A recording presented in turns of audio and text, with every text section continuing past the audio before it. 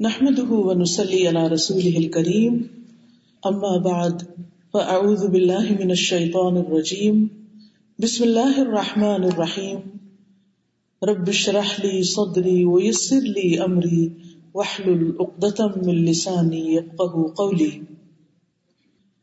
قرآن مجید میں اللہ سبحانہ وتعالیٰ کا ارشاد ہے ومن احسن قولا ممن دعا الى الله وعمل صالحا وقال اننی من المسلمین ولا تستوی الحسنة ولا السیئة ادفع باللتی ہی احسن فاذا الذی بینک وبینہ عداوة کأنہ ولی حمیم وما یلقاها الا الذین صبروا وما یلقاها الا ذو حظ عظیم واما ینزغنک من الشیطان نزغ فاستعذ باللہ انہ هو السمیع العلیم۔ شروع کرتی ہوں اللہ کے نام سے جو بے انتہا مہربان نہایت رحم فرمانے والا ہے۔ اور اس شخص سے اچھی بات کس کی ہو سکتی ہے جس نے اللہ کی طرف بلایا اور نیک عمل کیے اور کہا کہ میں اللہ کا فرما بردار ہوں۔ اور نیکی اور بدی برابر نہیں ہو سکتے، برائی کو بہتر طریقے سے دور کرو۔ سو وہ شخص کہ تمہارے اور اس کے درمیان دشمنی ہے ایسا ہو جائے گا جیسے وہ دلی دوست ہے، اور یہ چیز نہیں دی جاتی مگر انہی کو جو صبر کرے، اور یہ نہیں دی جاتی مگر اسی کو جو بڑی قسمت والا ہے۔ اور اگر شیطان تمہارے دل میں کوئی وسوسہ ڈالے تو اللہ کی پناہ لے لو، بے شک وہ بہت سننے والا جاننے والا ہے۔ ان آیات میں جو بہت اہم بات کی گئی ہے وہ یہ کہ وَلَا تَسْتَوِي الْحَسَنَةُ وَلَا السَّيِّئَةُ، نیکی اور بدی برابر نہیں، اچھا اور برا ایک نہیں۔ کسی کے ساتھ اچھا سلوک کرنا اور کسی کے ساتھ برا سلوک کرنا، کسی سے اچھی طرح بات کرنا اور کسی سے سختی سے بات کرنا، کسی کو پیار سے بلانا اور کسی کو ڈانٹ کر بلانا، کسی سے انتقام لینا اور کسی کو معاف کر دینا، یہ دونوں ایک جیسے نتائج نہیں رکھتے۔ اچھا کرنے کا بدلہ، اچھا کرنے کا نتیجہ اچھا ہوگا اور برا کرنے کا برا ہوگا۔ عام طور پر ہم دوسروں سے اچھائی کی توقع رکھتے ہیں، ہمارا اپنا رویہ خواہ کچھ بھی ہو، لیکن ہمارا دین ہمیں یہ سکھاتا ہے کہ ہم دوسروں کی برائی کے بدلے میں بھی اچھائی کریں، اور آغاز میں ابتدا میں تو اچھائی ہی کریں۔ یعنی اگر ہمارا کسی کے ساتھ بھی واسطہ پڑ رہا ہے، کسی کے ساتھ بھی ہمارا انٹریکشن ہو رہا ہے، کہیں کسی بھی موقع پر کسی سے بات کر رہے ہیں، تو ہم آغاز میں کیا کریں؟ نبی صلی اللہ علیہ وسلم نے ہمیں سلام سے آغاز کرنے کا، سلام سے ابتدا کرنے کی بات کی ہے کہ جب ہم کسی سے ملیں تو السلام علیکم کہیں۔ اس کا مطلب کیا ہے کہ تم پر سلامتی ہو، اور اگر ہم اس میں یہ اضافہ کر لیتے ہیں ورحمت اللہ، اور ساتھ یہ دعا دیتے ہیں کہ تم پر اللہ کی رحمت ہو، وبرکاتہ اور اس کی برکتیں ہوں، تو آپ خود سوچئے کہ جس کسی کے ساتھ بھی ہم اپنے تعلقات کی ابتدا، اس کا آغاز ان دعاؤں کے ساتھ کر رہے ہیں تو اس کا نتیجہ کیا ہوگا۔ اور اگر ہم کسی سے بھی ملتے وقت اس کو اگنور کر دیتے ہیں، اس کو خاطر میں نہیں لاتے، اس کی طرف دیکھتے بھی نہیں، توجہ بھی نہیں کرتے، اور بغیر سلام کیے جو بات ہمارے دل میں وہ کہنا شروع کر دیتے ہیں، تو اس کا نتیجہ بالکل مختلف ہوگا۔ اس دنیا میں ہم بہت سے لوگوں کے ساتھ ملتے جلتے ہیں، کچھ لوگوں کے ساتھ تو ڈیلی بیسس پر ہمارا تعلق ہوتا ہے اور وہ ہمارے گھر والے ہوتے ہیں، اور ہمیں جہاں گھر والوں سے، اپنوں سے، اپنے رشتہ داروں سے، اپنے پیاروں سے محبت ہوتی ہے، وہاں ہم ان سے بھی محبت کی امید رکھتے ہیں۔ جہاں ہمیں ان سے بہت سی خوشیاں ملتی ہیں وہاں ہمیں ان سے بہت سی تکلیفیں بھی ملتی ہیں۔ انسان جس کسی کے ساتھ بھی رہتا ہے، یہ کبھی ہو ہی نہیں سکتا کہ اس کے ساتھ کبھی کوئی برا ایکسپیرئنس نہ ہو، اس کے بارے میں کبھی کوئی بدگمانی نہ ہو، اس سے ہمیں کبھی کوئی تکلیف نہ پہنچے. شیطان انسانوں کے درمیان وسوسے ڈالتا ہی رہتا ہے، ان کو ایک دوسرے سے بدگمان کرتا ہی رہتا ہے. اور پھر جب ہمیں ان سے کوئی تکلیف پہنچتی ہے دوسروں سے، تو ہم سمجھنے کی کوشش کم کرتے ہیں کہ دوسرے شخص کا یہ رویہ ایسا کیوں ہے. ہم عموماً اپنی طرف سے کوئی چیز ایزیوم کر لیتے ہیں اور کہیں سے کہیں پہنچ جاتا ہے. نتیجتاً کیا ہوتا ہے کہ جواباً ہمارا رویہ اچھا ہونے کے بجائے ہم بھی دل میں کچھ نہ کچھ رکھ لیتے ہیں. اور پھر اگر وہ غلط فہمی دور نہ ہو، وہ مس انڈرسٹینڈنگ کلیئر نہ ہو، تو چھوٹی سی بات رائی کا بھی پہاڑ بن جاتا ہے اور تعلقات خراب سے خراب تر ہوتے چلے جاتے ہیں. ڈیورس کے بہت سے کیسز میں جب انسان مشکلات کو بیک ٹریک کرتا ہے، پیچھے تک جاتا ہے، تو عموماً بات چھوٹی سی ہوتی ہے جس سے لڑائی جھگڑے کا آغاز ہوتا ہے. اسی لیے اللہ سبحانہ وتعالیٰ قرآن مجید میں فرماتے ہیں قُلْ لِعِبَادِي يَقُولُ الَّتِي هِيَ أَحْسَنُ إِنَّ الشَّيْطَانَ يَنزَغُ بَيْنَكُمْ. میرے بندوں سے کہہ دیجئے، نبی صلی اللہ علیہ وسلم کو ارشاد ہے کہ آپ میرے بندوں کو بتا دیجئے یقول التی ہی احسن، کہ وہ بات کیا کریں جو بہت اچھی ہو، یعنی اپنی گفتگو کو اچھا رکھیں. کیوں؟ اس لیے کہ ان الشیطان ینزغ بینہم، شیطان ان کے درمیان پھوٹ ڈلواتا ہی رہتا ہے، ان کے تعلقات خراب کرنے کی کوشش کرتا ہے. اور عموماً آغاز کس سے ہوتا ہے؟ گفتگو میں تلخ کلامی سے، یا گفتگو میں کولڈ رویہ اختیار کرنے سے، یا کسی کی طرف توجہ نہ کر کے بات کرنے سے، ہر وقت بہت سنجیدہ رہنے سے. نبی صلی اللہ علیہ وسلم سے بڑھ کر کوئی مسکرانے والا نہیں تھا. اگر ہم آپ کی سنت کو سامنے رکھ کر دیکھیں اور اپنے رویوں پر غور کریں تو ہماری گفتگو میں، ہماری ملاقاتوں میں، ہمارے سلام دعا میں، خود ہمارے گھروں کے اندر مسکرانے کا عنصر، مسکرانے کا ٹائم دن میں کتنا ہوگا؟ آپ خود کیلکولیٹ کیجئے کہ صبح سے شام تک اپنے آپ سے خود پوچھئے، اپنا جائزہ خود لیجئے کہ صبح سے شام تک میں کتنی دیر مسکراتی اور کتنی دیر پریشانیوں کا شکار رہتی، اور کتنی دیر مجھے لوگوں کی باتیں جو کل کی ہیں یا سالوں پہلے کی ہیں وہ ہانٹ کرتی رہتی. کتنی ایسی چیزیں ہیں جو آئندہ آنے والی ہیں جن کا کچھ ابھی وجود نہیں، میں ان کے بارے میں پریشان رہتی، کیونکہ یہی پریشانیاں، یہی غم، یہی غصے، یہی باتیں ہمیں مسکرانے میں نہیں دیتی، جس کے نتیجے میں ہم مستقل طور پر پریشانی کا شکار رہتے ہیں. اب آپ دیکھیے کہ قریب کے لوگوں سے جن سے ہمارا دن رات واسطہ پڑتا ہے ان سے مشکلات بھی زیادہ ہوتی ہیں، لیکن یہ مشکلات عام طور پر ہمارے قریبی کے لوگوں سے نہیں ہوتی، باہر کے لوگوں، دوستوں اور دیگر وہ لوگ جن کے ساتھ ہمارا تعلق ہوتا ہے ان کے ساتھ بھی کسی نہ کسی طرح کہیں نہ کہیں کوئی نہ کوئی مشکل پیش آتی رہتی. اس کا ازالہ کیسے ہو؟ اس کو، ان تعلقات کو بہتر کیسے بنایا جائے؟ اپنی زندگی میں خوشی کو کیسے لایا جائے؟ خوشگواری کیسے پیدا ہو؟ جس بھی ماحول میں ہم، چاہے ہم اکیلے ہوں، چاہے ہم گھر میں ہوں، چاہے ہم مسجد میں ہوں، چاہے ہم کسی ادارے میں ہوں، کہیں جاب پر، ورک پلیس میں ہوں، ہم اپنے آپ کو کیسے خوش رکھ سکتے ہیں؟ ہم اپنے اخلاق کو کیسے بہتر بنا سکتے ہیں؟ تو اس کے لیے سب سے بہترین طریقہ لوگوں کو معاف کرنا ہے، لوگوں سے درگزر کرنا ہے، لوگوں کی باتوں کو بھلا دینا ہے، لوگوں کی باتوں کو بہت زیادہ اہمیت نہیں دینی، کیونکہ خوش رہنے کا راز معاف کرنے میں ہے. انسان جب بھی کسی کے بارے میں سوچے اور اس کے دل میں کوئی نیگیٹو خیال آئے تو اپنے آپ کو یہ میسج دے کہ چھوڑو اس کو، معاف کیا، جانے دیا. پنجابی میں ایک محاورہ ہے کہ جب کسی کو کسی سے شکایت ہو، یعنی عموماً مجھے یاد ہے کہ میری نانی جو تھی، جب ان کو جیسے بچے عام طور پر آپس میں لڑ جھگڑ کے جا کے شکایت کرتے ہیں بڑوں سے، تو وہ کہا کرتی تھی او جانے، او جانے. تو میں کہتی تھی کہ لفظ کیا ہے او جانے؟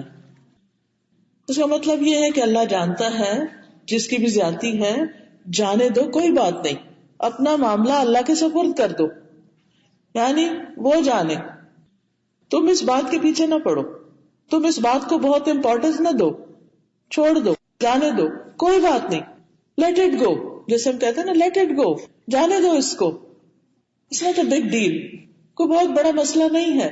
کیونکہ عام طور پر ہمارے مسائل بہت بڑے نہیں ہوتے، لیکن ہم ان کو سوچ سوچ کر، ان کے بارے میں ان کو دل میں رکھ کر، ان کو پال پال کر بہت بڑا کر لیتے ہیں. چھوٹی سی بات اس کو دل میں بٹھا لیتے اور اس کو نکالتے نہیں، اس کو معاف نہیں کرتے، اس کو جانے نہیں دیتے، اس کو چھوڑتے نہیں. اس کو نتیجہ کیا ہوتا ہے؟ وہ جب سیڈ ایک نیگیٹیوٹی کا دل کے اندر آ جاتا ہے تو پھر وہ بڑا ہونا شروع ہو جاتا ہے، اور بعض اوقات ہوتے ہوتے بہت بڑا بن جاتا ہے، جس کے نتیجے میں ہم خود بھی نقصان اٹھاتے ہیں اور دوسروں کو بھی تکلیف دیتے ہیں. کسی کی زیادتی نہیں بھی ہو سکتی اور کسی کی زیادتی ہو بھی سکتی ہے. بعض اوقات نہیں ہوتی اور ہم غلط فہمی کا شکار ہو کر اس پہ پریشان ہوتے ہیں، اور بعض اوقات کسی کی طرف سے ہمیں واقعی تکلیف پہنچتی ہے اور ہم جینوئنلی اس پر پریشان ہوتے ہیں، اور ہمارا حق ہوتا ہے کہ ہم اس پر پریشان ہوں، اور ہمارا حق ہوتا ہے کہ ہم اس پر بدلہ لیں. لیکن سوال یہ پیدا ہوتا ہے کہ کیا بدلہ لے کر ہمیں خوشی ہوگی یا معاف کر کے خوشی ہوگی؟ یہ ہمیں ڈیسائیڈ کرنا ہوگا. تو بہرحال ہمارا دین ہمیں معاف کرنے کی تعلیم دیتا ہے، درگزر کرنے کی تعلیم دیتا ہے، اور اس کے بارے میں ہم قرآن مجید میں دیکھتے ہیں کہ معاف کرنے کے بارے میں 3 الفاظ ہیں: وَإِن تَعْفُوا وَتَصْفَحُوا وَتَغْفِرُوا فَإِنَّ اللَّهَ غَفُورٌ رَحِيمٌ. اگر تم معاف کر دو، درگزر کرو اور بخش دو تو بے شک اللہ بھی بے حد بخشنے والا، نہایت رحم فرمانے والا. تو اس میں ایک لفظ ہے عفو.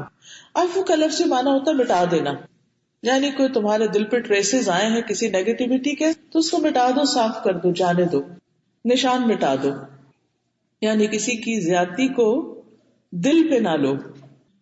پھر ہے صفح. صفح کا معنی ہوتا ہے، یہ بھی عفو کے قریب ہی ہوتا ہے، اس کا معنی ہوتا ہے کسی سے اعراض کرنا، اس کی بات کو اگنور کر دینا. ملامت کرنے سے بھی منہ موڑ لینا، ملامت نہ کرنا. لیکن یہ عفو کے مقابلے میں زیادہ بلیغ ہے، کیونکہ اس میں درگزر کرنے، معاف کرنے کے ساتھ ساتھ اس میں ملامت نہ کرنا بھی شامل ہے. بعض اوقات ایسا ہوتا ہے کہ ہم کسی کو ملامت کر لیتے ہیں پھر معاف کر دیتے ہیں، لیکن یہاں یہ ہے کہ ملامت بھی نہیں کرنی اور اس کے بعد دل سے بھی جانے دینا ہے.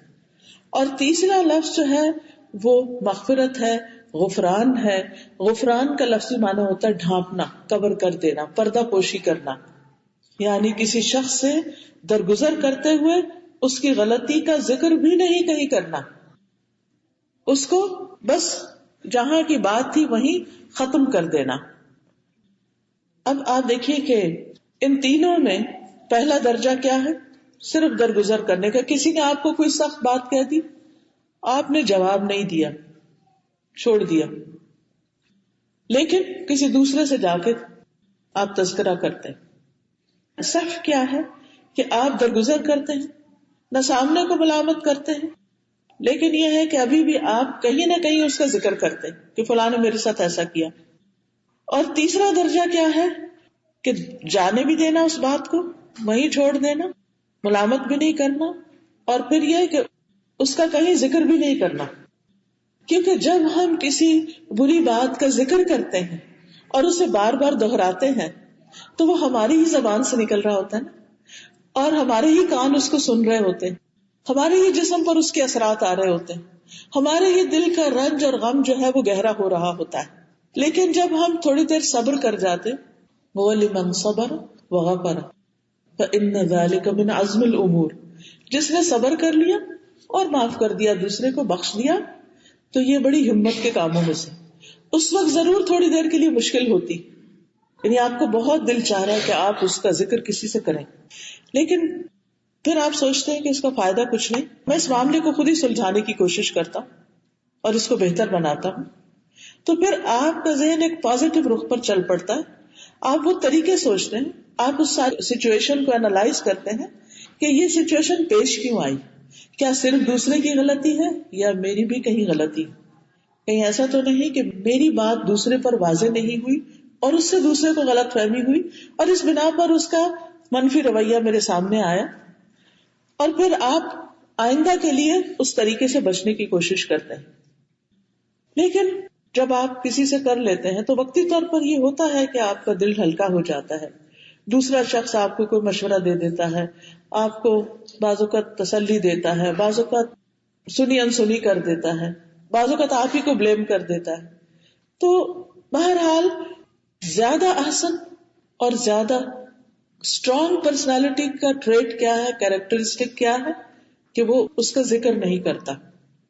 بات کرتا ہے تو اچھی کرتا ہے, کیونکہ اچھی باتیں اپنے کو بھی اچھی لگتی ہیں اور دوسروں کو بھی اچھی لگتی ہیں, اور جو دوسروں کو اچھی لگتی ہیں تو پھر ان سے بھی اچھا سننے کو ملتا ہے, اور اس طرح ماحول کے اندر ایک خوشی پیدا ہو جاتی. اللہ سبحانہ وتعالیٰ نے قرآن مجید میں کئی جگہ ہمیں معاف کرنے کا حکم دیا ہے. اللہ تعالیٰ فرماتے ہیں سورۃ النساء میں, ان تبدوا خیرا او تخفوہ او تعفوا عن سوء فإن اللہ عفو قدیر. اگر تم کوئی نیکی ظاہر کرو یا اسے چھپاؤ یا کسی برائی سے درگزر کرو, کسی برائی سے درگزر کرو, معاف کر دو, تو بے شک اللہ تعالیٰ بھی بہت معاف کرنے والا ہے, ہر چیز پر قدرت رکھنے والا ہے. اب آپ دیکھیے کہ جہاں بھی قرآن مجید میں معاف کرنے کی بات آتی ہے, ساتھ ہی اللہ سبحانہ تعالیٰ اپنی صفت غفور الرحیم بھی بتاتے, جس میں اس بات کی دعوت ہوتی ہے کہ اگر تم لوگوں کی غلطیوں کو معاف کر دو گے, ان کی زیادتیوں سے درگزر کرو گے, تو تمہیں بھی معاف کر دیا جائے گا. اللہ تعالیٰ بھی بہت کچھ معاف کرتا ہے. اللہ تعالیٰ کو تمہارے سے بھی پسند یہی ہے کہ تم بھی معاف کرو. آپ دیکھیے اللہ سبحانہ تعالیٰ کے معاف کرنے کا جہاں تک تعلق ہے, تو ہم سب جانتے ہیں کہ ہم زندگی کا کوئی دن ایسا نہیں گزارتے کہ جس میں ہم اللہ تعالیٰ کی نافرمانی نہ کر رہے ہوں. کوئی دن ایسا نہیں گزارتے کہ جس میں ہم سارا دن اللہ سبحانہ تعالیٰ کو خوش کرنے والے کام کر رہے ہوں. میں سمجھتی ہوں شاید کوئی گھنٹہ ہی ایسا نہیں گزارتے کہ جس میں ہم سے کوئی نہ کوئی غلطی, کوئی نہ کوئی بھول, کوئی نہ کوئی کمی کوتاہی ہو جاتی. اللہ سبحانہ تعالیٰ نے ہمیں اپنی عبادت کے لیے پیدا کیا, لیکن ہم سب جانتے ہیں اپنی عبادتوں کا حال. کتنے ہی لمحات ایسے ہیں جن میں ہم غافل ہوتے ہیں, اللہ سبحانہ تعالیٰ کا ذکر ہی نہیں کرتے. اب نتیجہ کیا ہوتا ہے کہ جو وقت ہمارا غفلت سے گزرتا ہے وہ بہرحال ہمارے حق میں ایک کوتاہی ہوتی ہے, اور جب وہ کوتاہی ہم کر رہے ہوتے ہیں تو بھی اللہ تعالیٰ ہمیں دیکھ رہا ہوتا ہے کہ یہ بندہ اس وقت مجھے بھولا ہوا ہے. اللہ سبحانہ تعالیٰ ایسی ہستی کہ جس کو کسی وقت بھی بھولا نہیں جا سکتا. ہماری محبت کا تقاضا یہ ہے کہ اگر ہماری زبان کسی اور بات میں مشغول بھی ہے تو ہمارا دل اللہ سبحانہ تعالیٰ کی طرف مشغول ہو. اگر ہم اپنے ہاتھ سے پاؤں سے کچھ کر رہے ہیں, کام کر رہے ہیں, بھاگ رہے ہیں, دوڑ رہے ہیں, تو بھی ہونا یہی چاہیے. اللہ سبحانہ تعالیٰ سے تعلق کا حق یہی ہے کہ ہمارا دل اس کی طرف مائل ہو. لیکن بہت دفعہ ہم بالکل غافل ہوتے ہیں, اور اگر جاگتے ہوئے غافل ہوتے تو سوتے ہوئے تو آپ دیکھیے غافل ہی غافل رہتے ہیں. تو یہ بھی اس کی شان کے حق میں ایک طرح سے ہماری کوتاہی ہی ہوتی ہے.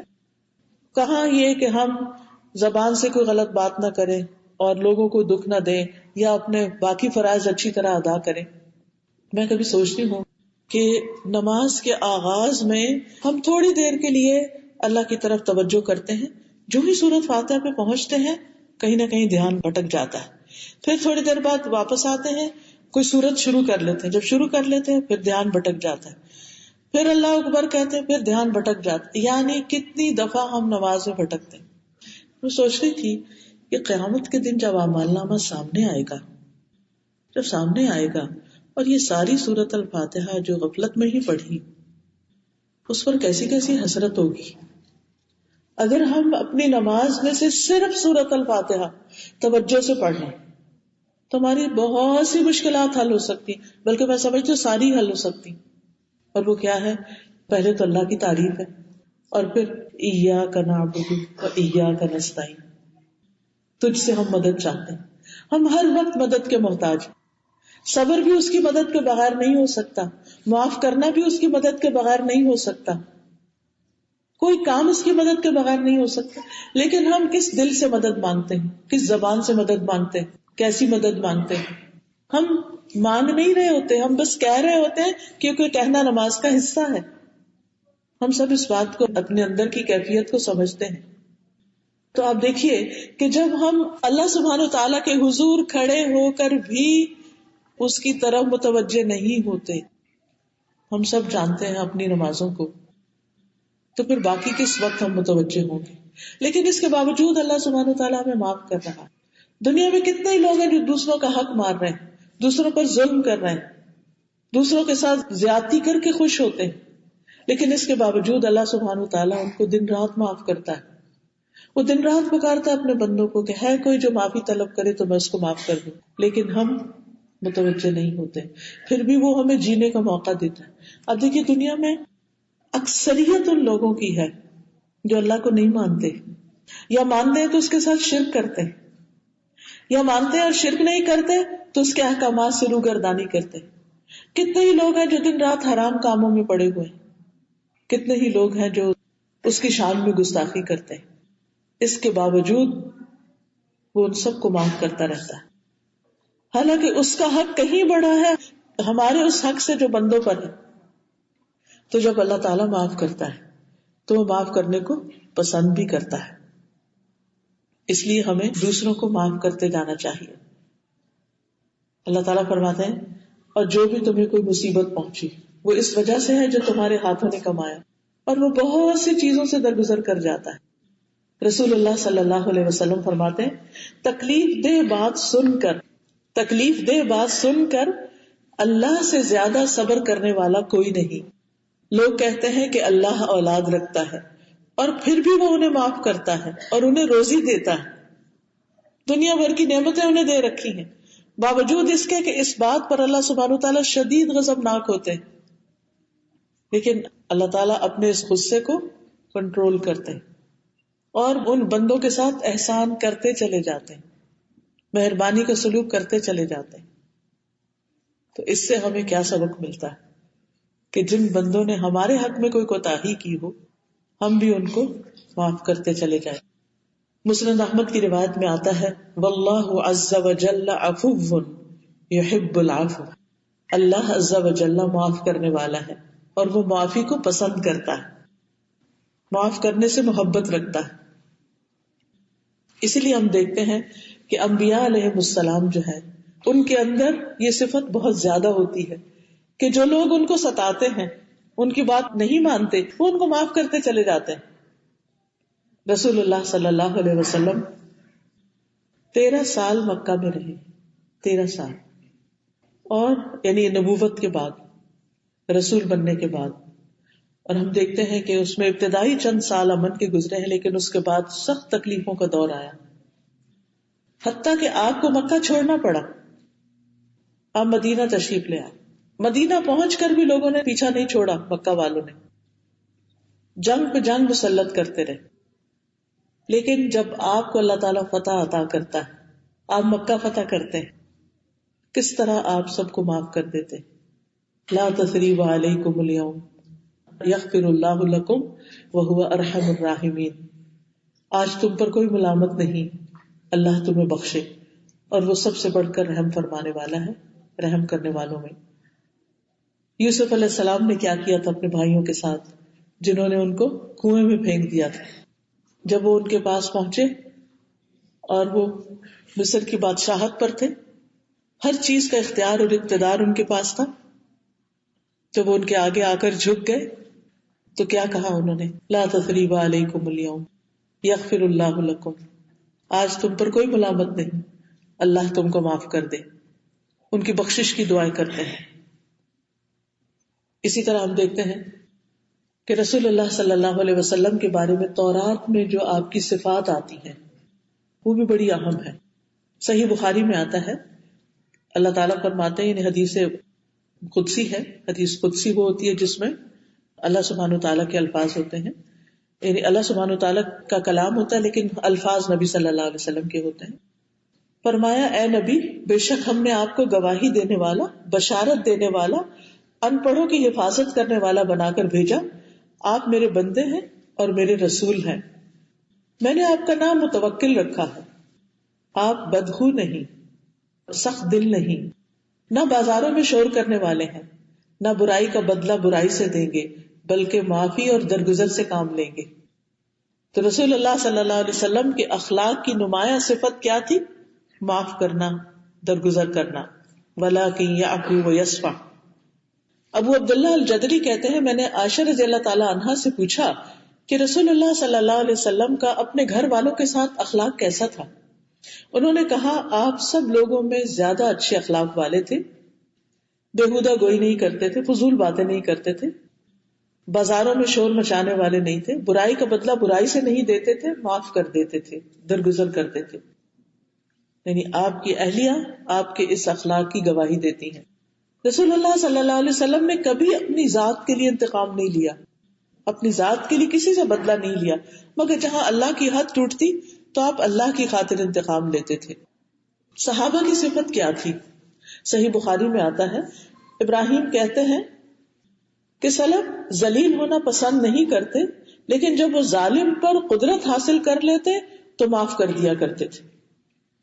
یعنی ایسا معاملہ کسی سے نہیں کرتے تھے کہ دوسرا ان کو ذلیل کرے یا ان کے ساتھ بدتمیزی اور بد اخلاقی کا سلوک کرے، کیونکہ بہت دفعہ جب کوئی شخص ہمارے ساتھ بد اخلاقی برت رہا ہوتا ہے تو اس میں کہیں نہ کہیں ہمارا بھی کچھ حصہ ہوتا ہے، کہیں نہ کہیں ہم بھی اس کے یعنی اس کے غصے کو یا اس کی اندر کی جو نیگیٹیوٹی ہے اس کو ٹریگر کر دیتے ہیں.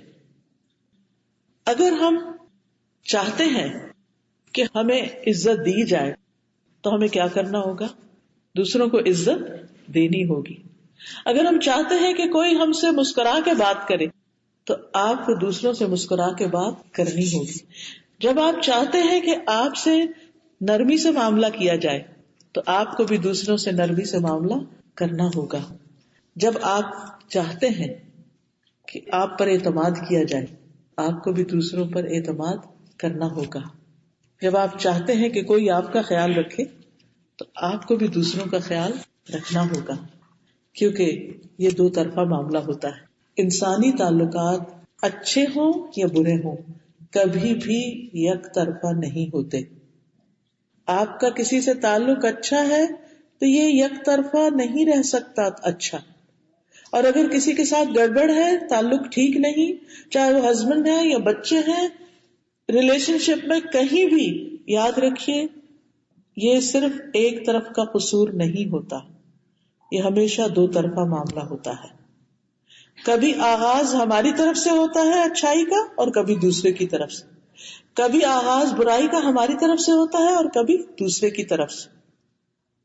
اس لیے جہاں بھی مشکل پیش آ رہی ہے، جس تعلق میں بھی، چاہے بہن بھائیوں کے ساتھ، سسرال کے ساتھ، نیبرز کے ساتھ، وہاں پر اچھائی کا آغاز آپ شروع کر دیجیے، آپ سے شروع ہو جائے. آپ برائی کے جواب میں اچھائی شروع کر دیں، جیسے کہ ہم نے شروع کی آیت میں سنا ادفع باللتی ہی احسن، برائی کو اس طریقے سے دور کرو جو سب سے اچھا ہو. فاذا الذی بینک وبینہ عداوۃ، تو وہ شخص کہ تمہارے اور اس کے درمیان دشمنی پڑ گئی وہ آپ کی اچھائی سے ایسا ہو جائے گا کأنہ ولی حمیم، گویا کہ وہ دلی دوست ہے، گہرا دوست. یہ قرآن کی بات ہے اور قرآن کی بات سب سے سچی بات ہے. اللہ سبحانہ وتعالیٰ نے دشمن کو دوست بنانے کا جو گر سکھایا یہاں، جو طریقہ بتایا ہے، وہ ہم سب کے لیے بہت فائدے کا ہے. لیکن یہ ایسا نہیں ہوگا کہ صرف ایک دفعہ کسی سے اچھا کر کے پھر آپ انتظار میں بیٹھیں اب وہ اچھا کرے تو میں نیکسٹ اچھا کروں. نہیں، صبر کر کے کچھ عرصہ کرتے جائیے، صلے کی توقع نہ رکھیے، اس لیے کہ وہ جانتا ہے کہ آپ دوسرے کے ساتھ اچھا کر رہے ہیں. جیسے قرآن مجید میں نبی صلی اللہ علیہ وسلم کو حکم دیا گیا نا وَلِرَبِّكَ فَاصْبِرْ، اپنے رب کی خاطر صبر کیجئے، بندوں کی خاطر نہیں، رب کی خاطر. تو وہ اس صبر کے ایک ایک لمحے پر آپ کو عظیم اجر دے گا، ایسا کہ جو بغیر حساب ہے. قرآن مجید میں آتا ہے انما یوفی الصابرون اجرہم بغیر حساب، انلمیٹڈ. پھر اسی طرح معاف کرنا دراصل بردبار انسان کی صفت ہے. یعنی بردبار اس کو نہیں کہتے، متحمل مزاج اس کو نہیں کہتے کہ اس پہ ظلم ہو رہا ہو تو بردباری اختیار کرے، لیکن جب اسے قدرت حاصل ہو تو انتقام لے. اصل بردبار وہ ہے کہ جب اس کے ساتھ زیادتی ہو رہی ہو تو اس وقت بردباری سے کام. اصل یہ بردباری لفظ ہے نا پرشین کا ہے. برد کا معنی ہوتا ہے اٹھانا اور بار کا مطلب ہوتا ہے بوجھ. بار بوجھ کو کہتے ہیں. تو برد بار یعنی بوجھ اٹھانا. کسی کی سخت بات ایک بوجھ ہوتا ہے ہمارے کانوں پر, ہمارے دل پر. کسی کا برا رویہ ہمارے لیے ایک بوجھ ہوتا ہے. تو جو شخص اس کو اٹھا لیتا ہے, اسے برداشت کر لیتا ہے, اس کو اس نیگیٹیوٹی کو ڈائجسٹ کر کے پازیٹیوٹی میں بدل دیتا ہے, وہی دراصل کامیاب شخص ہے. اب دیکھیے کہ کائنات میں کتنی ہی چیزیں ایسی ہیں جو دن رات ایسا کر رہی ہیں. مثلا ہم جب انہیل کرتے ہیں تو ایکسیل کیا کرتے ہیں؟ ہم آکسیجن لیتے ہیں اور دیتے کیا ہے؟ کاربن ڈائی آکسائڈ. درخت کیا کرتے ہیں؟ وہ ہماری کاربن ڈائی آکسائڈ لے کر واپس ہمیں آکسیجن دے دیتے ہیں. جب آپ ایک سیڈ زمین میں ڈالتے ہیں وہ مٹی میں کھو جاتا ہے, مٹی میں ختم ہو جاتا ہے.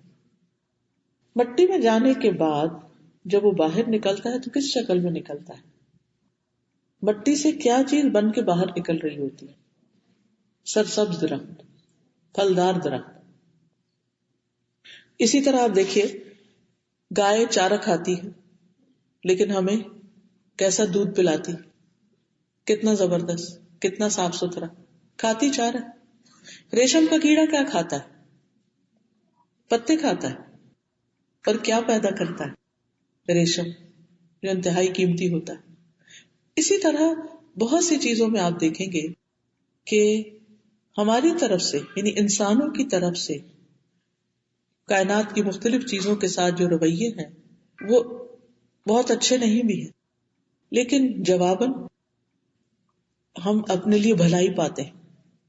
تو یہ ساری چیزیں ہمارے لیے ایک عبرت اور سبق کا مقام ہے کہ اگر پتے کھا کر ایک کیڑا ریشم دے سکتا ہے, چارہ کھا کے گائے دودھ دے سکتی ہے, تو ہم بھی لوگوں کی نیگیٹیوٹی کو اچھائی میں بدل سکتے ہیں. ڈپینڈ کرتا ہے کہ آپ کے اندر کا سسٹم کیسا ہے, آپ کا دل کیسا ہے. یہ چیزیں صرف جان لینے سے نہیں پیدا ہو سکتی.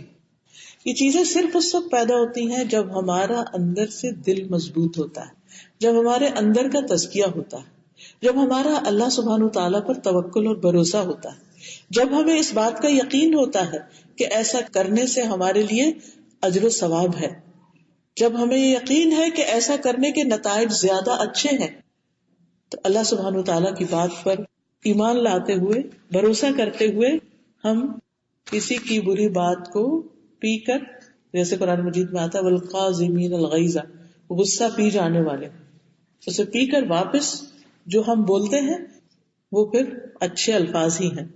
والعافین عن الناس, لوگوں کو معاف کر دینے والے. واللہ یحب المحسنین, اور اللہ محسنین سے محبت کرتا ہے.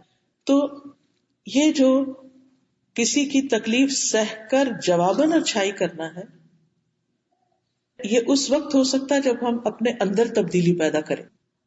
اب دیکھیے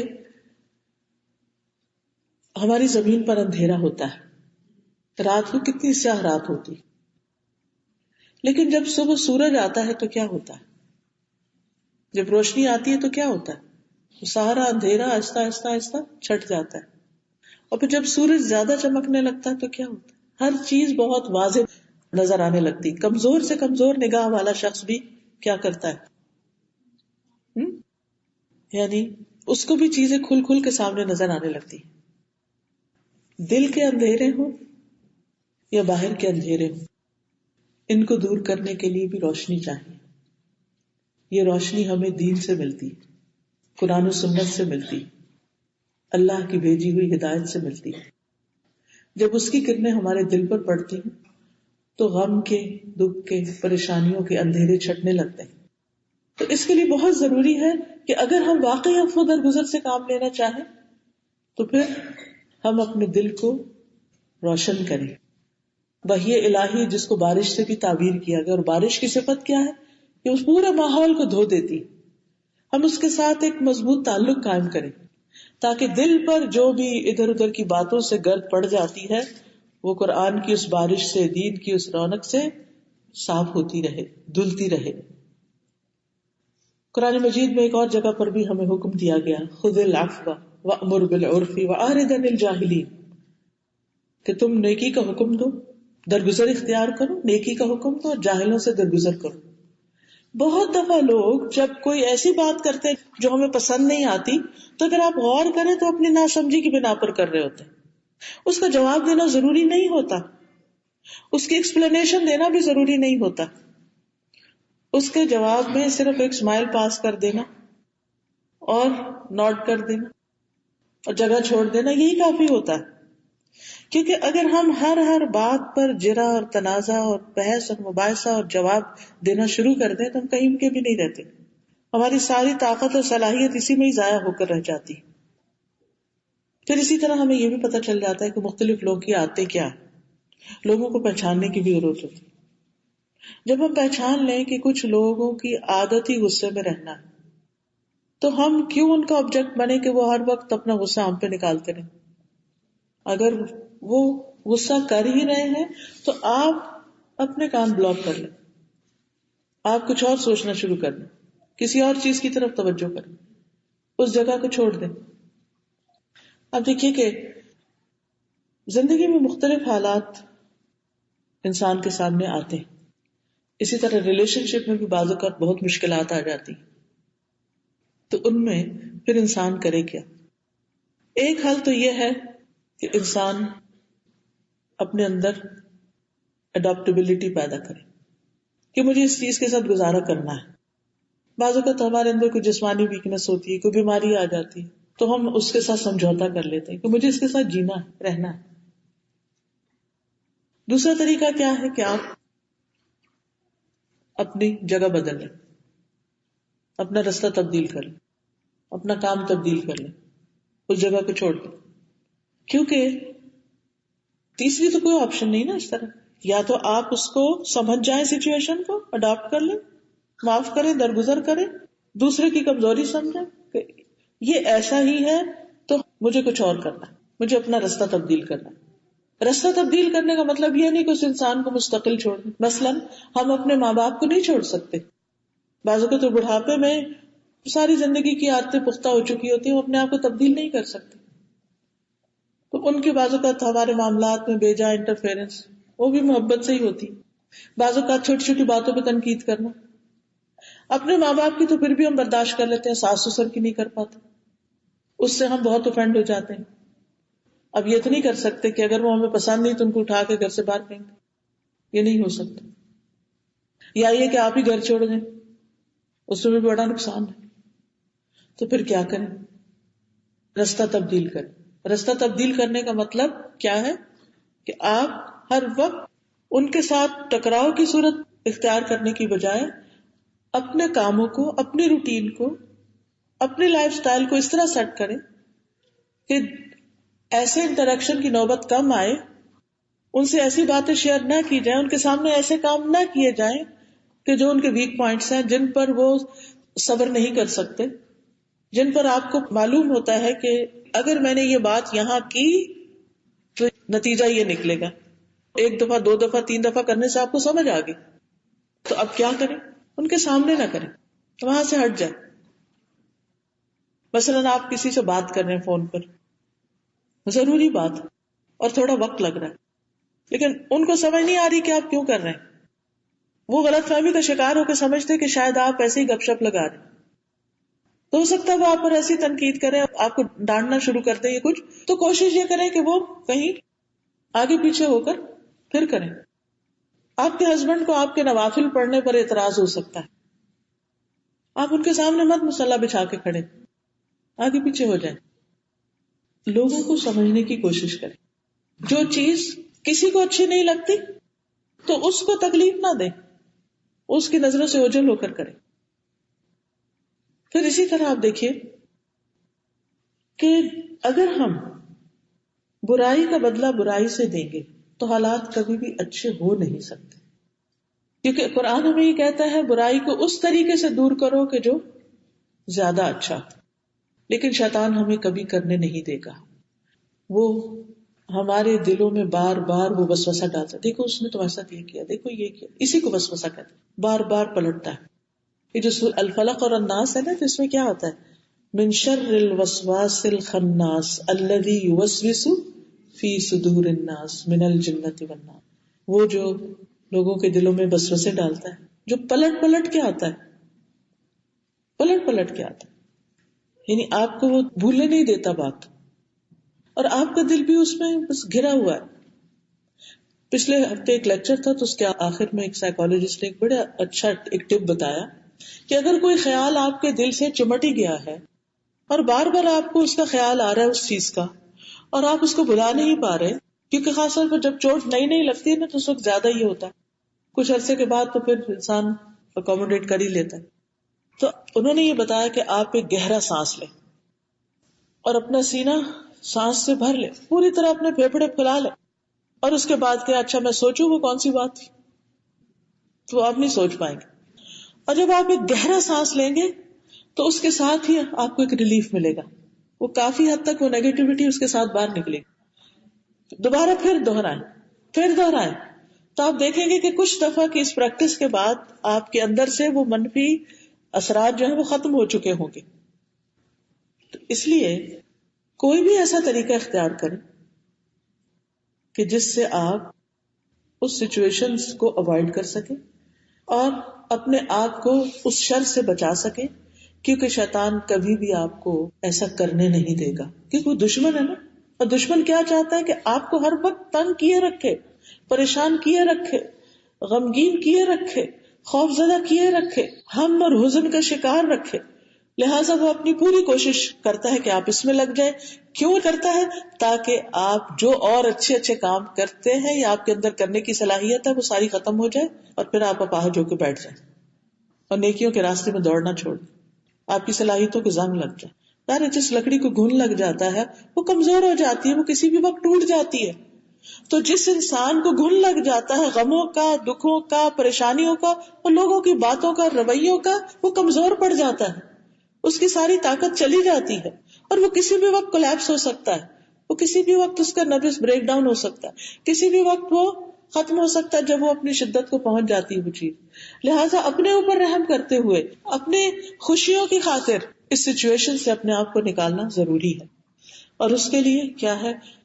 درگزر، عارض، اعراض، ان چیزوں سے نگاہ پھیر لی جائے اور بہتر چیزوں کی طرف سوچا جائے. اور پھر جو معاف کرنے کی بات ہوئی اس میں معاف کرنے کے فائدوں پر نظر رکھی جائے. تو اگر آپ میں سے کچھ لوگوں کے پاس کاپی پین ہے تو چند فائدے جو اس وقت میں آپ کو بتاؤں گی ان فائدوں کو نوٹ کر لیں، کہیں بھی لکھ کے لگا لیں کہ معاف کرنے کے فائدے کیا کیا ہیں. اچھا اس کا فائدہ کیا ہوگا کہ جب آپ بھول جائیں گے ان فائدوں کو تو ایک ریمائنڈر آپ کو مل جائے گا، اس ریمائنڈر سے پھر آپ کے لیے معاف کرنا آسان ہو جائے، کیونکہ معاف کرنا اتنا آسان نہیں، کہنا بہت آسان ہے لیکن ہم کر نہیں پاتے. سب سے پہلی بات یہ کہ اللہ کی محبت ملتی. جب آپ دوسروں کو معاف کرتے ہیں اللہ تعالیٰ آپ سے محبت کرتا ہے. اپنے آپ سے سوال کیجئے، کیا مجھے اللہ کی محبت چاہیے؟ کیا میں اللہ کی محبت چاہتی؟ اگر ہم اللہ کی محبت چاہتے ہیں تو ہمیں معاف کرنا ہوگا. وَالْكَاظِمِينَ الْغَيْظَ وَالْعَافِينَ عَنِ النَّاسِ وَاللَّهُ يُحِبُّ الْمُحْسِنِينَ. اللہ محسنین سے محبت رکھتا ہے. صرف محسن ہی معاف کر سکتا ہے، کیونکہ اس میں احسان ہوتا ہے نا. آپ کسی کے ساتھ احسان کر رہے ہیں اس کو معاف کر کے، تو احسان کیا ہوتا ہے؟ دوسرے کے رویے سے بہتر رویہ اختیار کرنا، زیادہ اچھا طریقہ اختیار کرنا، بہترین اخلاق کا مظاہرہ کرنا، تو اللہ کی محبت ملے گی. نمبر 2، اللہ سبحانہ وتعالی کی طرف سے معافی ملنا. جو معاف کرتا ہے اللہ تعالیٰ اس کو معاف کرتا ہے. وَاغْفِرُوا يَغْفِرُ اللَّهُ لَكُمْ. حدیث میں آتا ہے، عبداللہ ابن عمرو بن العاص کہتے ہیں کہ ایک مرتبہ نبی صلی اللہ علیہ وسلم نے ممبر پر یہ بات فرمائی، تم رحم کرو تم پہ رحم کیا جائے گا، تم معاف کر دو اللہ تم کو معاف کر دے گا. معاف کر دو اللہ تم کو معاف کر دے گا. حضرت ابو بکر رضی اللہ عنہ کے بارے میں آپ جانتے ہیں کہ جب ان کی بیٹی حضرت عائشہ پر الزام لگا تھا، اور الزام مستح نے لگایا تھا جو ان کا ایک رشتہ دار تھا، اور غلطی سے وہ ان لوگوں میں شامل ہو گیا کہ جو اس پروپیگنڈا مہم میں شامل تھے نبی صلی اللہ علیہ وسلم کے گھر والوں کے خلاف.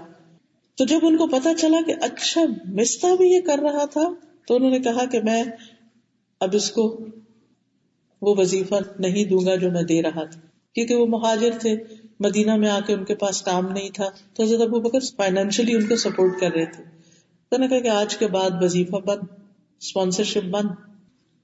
اللہ سبحانہ وتعالیٰ نے فوراً کیا فرمایا کہ معاف کر دو. کیا تم نہیں چاہتے الا تحبون ان یغفر اللہ لکم، کیا تم نہیں پسند کرتے کہ اللہ تعالیٰ تمہیں معاف کر دے؟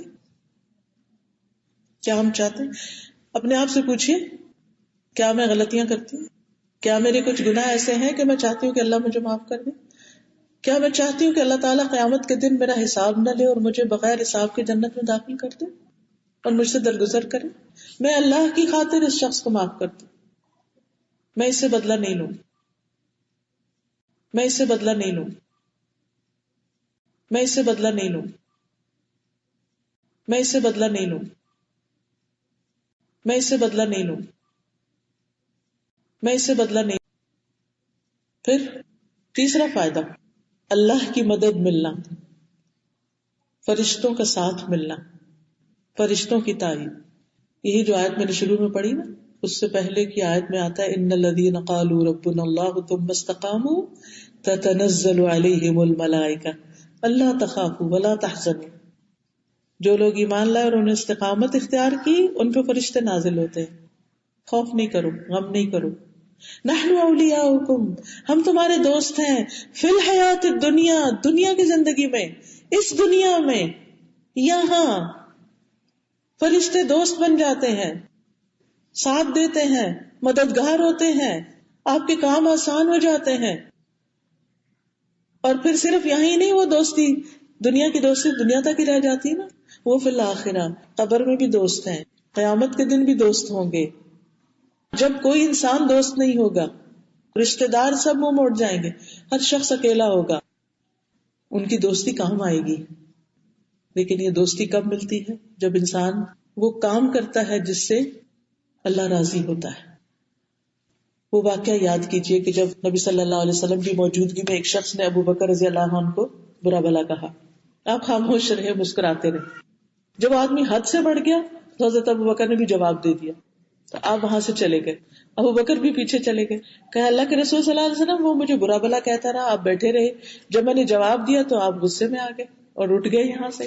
آپ نے فرمایا تمہارے ساتھ ایک فرشتہ تھا جو تمہاری طرف سے اس کو جواب دے رہا تھا.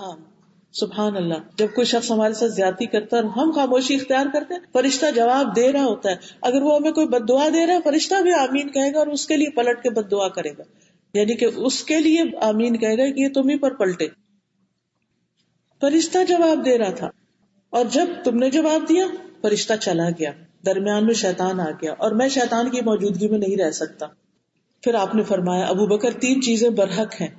نمبر 1، جس بندے پر ظلم ہو اور وہ اللہ عز و جل کی خاطر خاموشی اختیار کر لے، اللہ اس کی مدد ضرور فرماتا ہے، اللہ اس کی مدد ضرور فرماتا ہے. نمبر 2، جو آدمی صلہ رحمی کے لیے جود و سخا کا دروازہ کھول دیتا ہے، یعنی رشتہ داروں کو دیتا رہتا ہے، دیتا ہے، پھر دیتا ہے، پھر دیتا ہے، وہ کچھ بھی نہیں دے رہے اور یہ دے رہا ہے، دے رہا ہے، دے رہا ہے. کیونکہ بعض اوقات ایسا بھی ہوتا ہے نا، وہ سمجھتے ہیں ہمارا حق ہے. آپ باہر رہتے ہیں، آپ ڈالر کماتے ہیں، آپ کو تو دینا ہی چاہیے، دیتے ہی رہنا چاہیے. وہ اس کو فار گرانٹیڈ لیتے ہیں. تو آپ نے فرمایا اللہ اس کے مال میں اتنا ہی اضافہ کرتا ہے. وہ نہیں دے رہے آپ کو، نہ دیں، بھلے نہ دیں، کیونکہ اللہ آپ کے مال میں برکت ڈال دے گا، آپ کو کہیں اور سے کہیں بہتر دلوائے گا. بے فکر ہو کے خرچ کریں اور اس چیز کی توقع ہی نہ رکھے کہ انہوں نے کیا کیا کیا نہیں کیا. اور بعض اوقات ایسا ہوتا ہے نا، آپ ایک بہترین چیز لے کر جاتے ہیں، اپنی مشکل سے کمائی ہوئی، محنت کی ہوئی کمائی سے کوئی خوبصورت سے خوبصورت چیز لے کر جاتے ہیں، ان کو پسند ہی نہیں آتی. یا یہ کہ وہ اس کے بدلے میں آپ کو کوئی گھسی پٹی چیز دے دیتے ہیں تو آپ کا دل خراب ہونے لگتا ہے، کہتے اب تو مجھے نصیحت ہوگی، اگلی دفعہ دیکھو پھر میں کیا کروں. یہ نہیں کہنا. آپ خوش رکھیں اپنے آپ کو، میں نے اللہ کے لیے دی تھی، میرا رب مجھے اس سے بہتر دے گا. اور آپ تجربہ کر کے دیکھ لیجیے، اللہ سبحانہ وتعالیٰ کبھی نہیں چھوڑے گا، ضرور دے گا.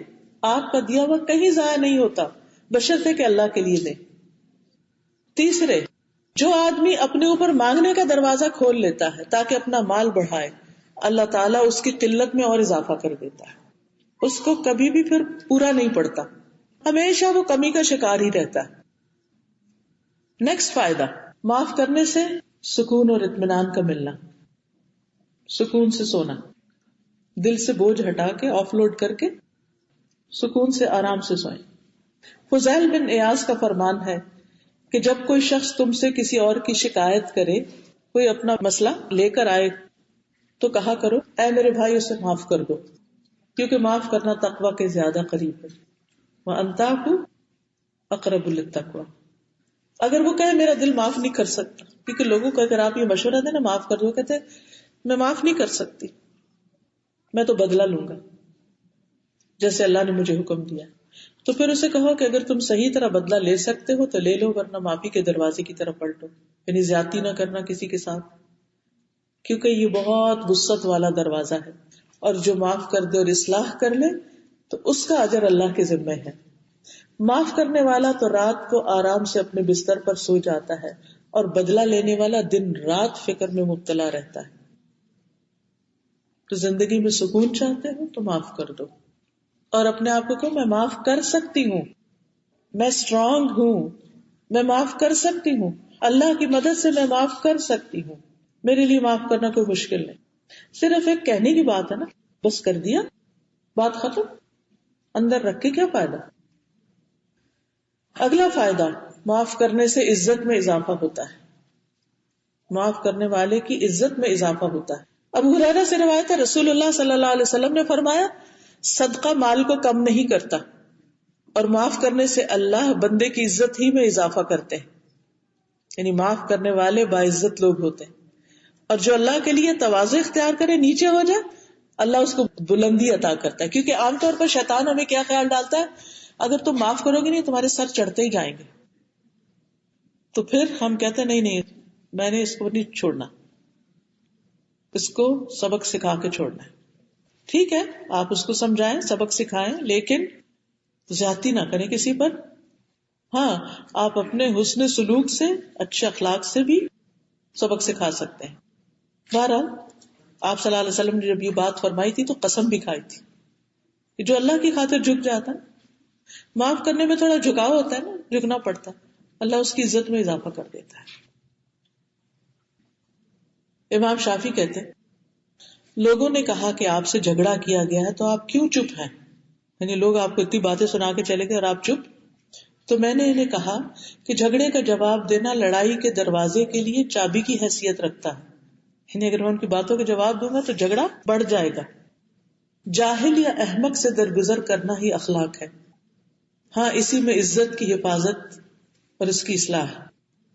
شیر خاموش بھی ہوں تو لوگ ان سے ڈرتے، کتا بھونک رہا ہو تو اس پر خاک ڈالی جاتی ہے، پتھر پھینکے جاتے ہیں. کتنی عقل مندی کی بات کی. شیر خاموش بھی ہو تو لوگ اس سے ڈرتے ہیں، یعنی میری خاموشی بھی اپنا کام کرے گی. اور اگر میں جواباً چیخنا چلانا شروع کر دوں تو اس سے کیا ہوگا، اس سے بڑھ کر مصیبت آئے گی، فائدہ کچھ نہیں.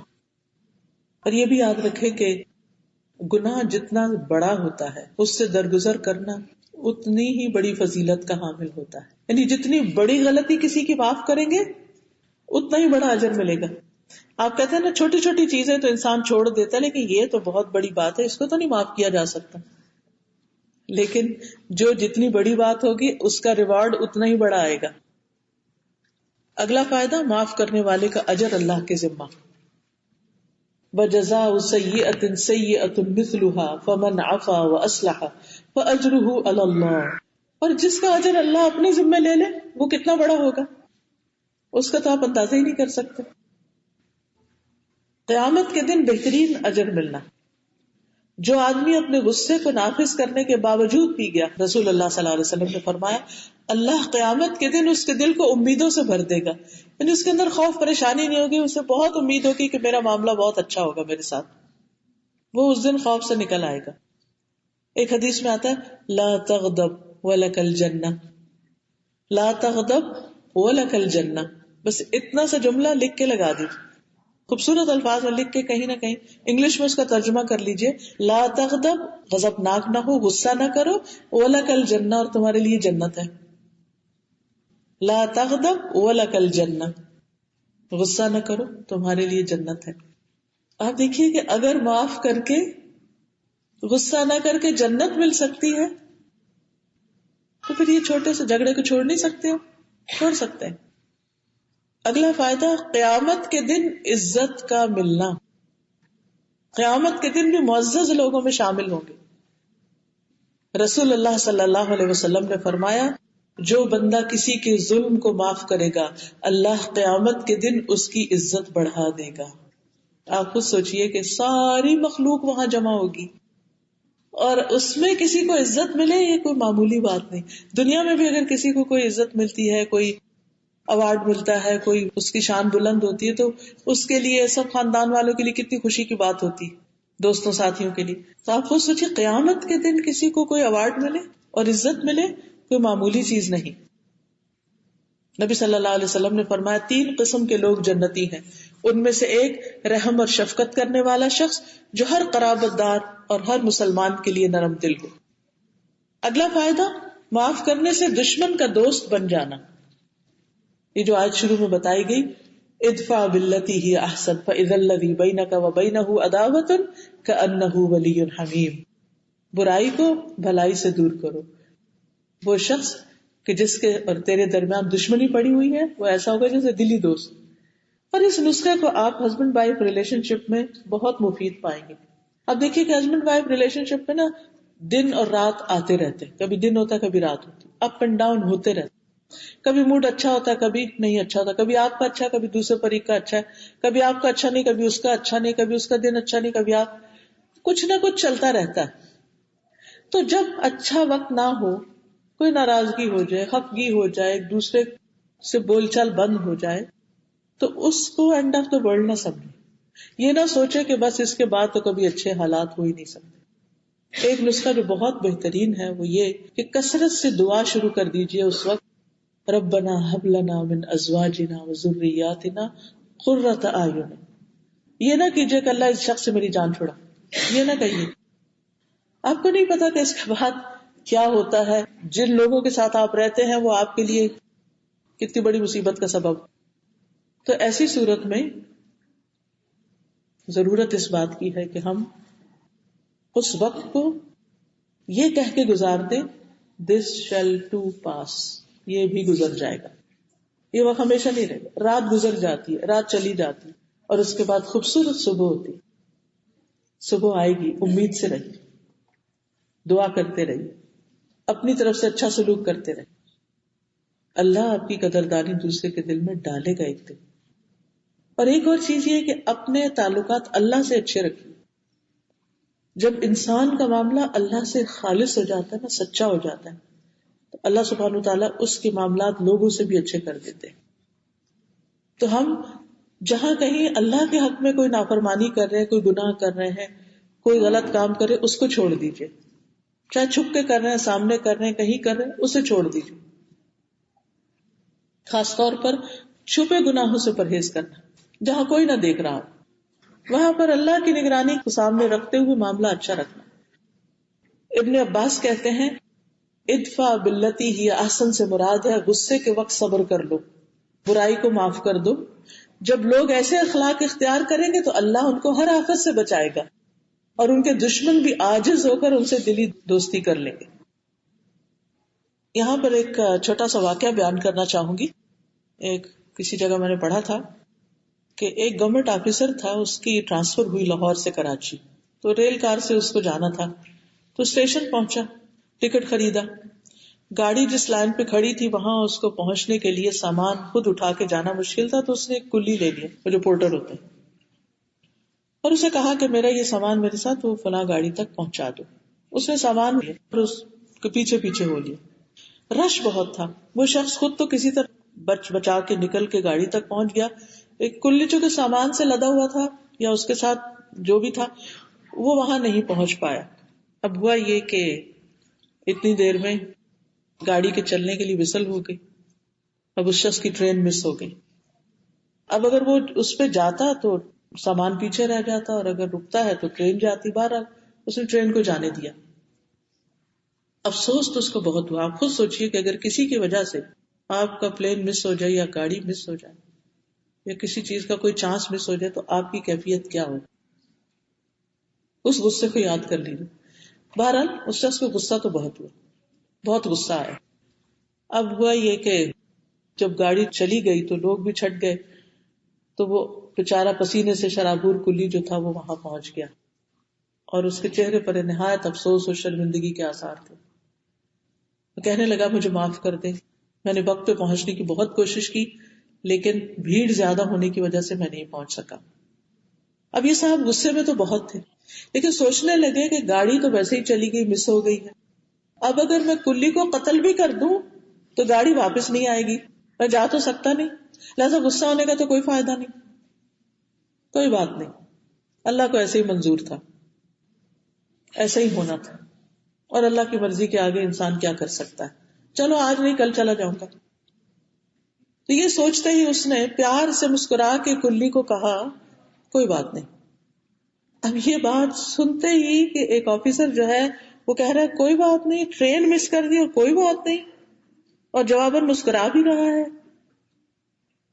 تو اس کے چہرے پر ایک بشاشت سے آ گئی، اس کی چمک آ گئی اس کی آنکھوں میں. اس نے سامان اٹھا کر کہا لائے میں آپ کا سامان اٹھا لیتا ہوں اور قریبی ریسٹ ہاؤس میں آپ کو پہنچا دیتا ہوں.